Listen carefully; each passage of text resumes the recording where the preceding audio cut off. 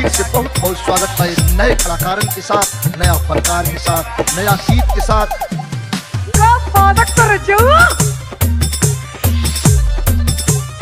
Park Nishad, Parak Nishad, Parak Nishad, अहरा डेरा, अहरा डेरा।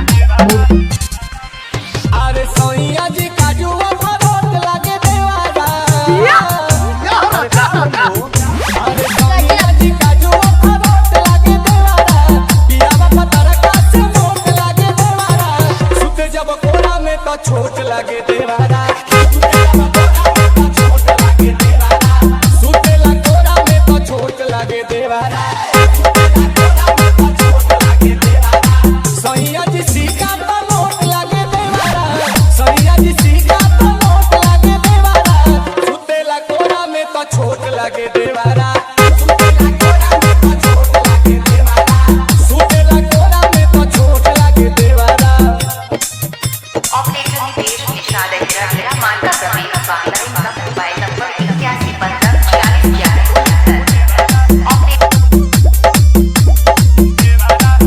जब बजरा के सोटे कहे भाभी हो भाभी।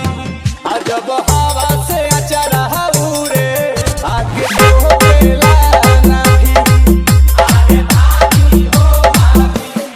तो जब बजरा के सोटे कहे भाभी हो भाभी।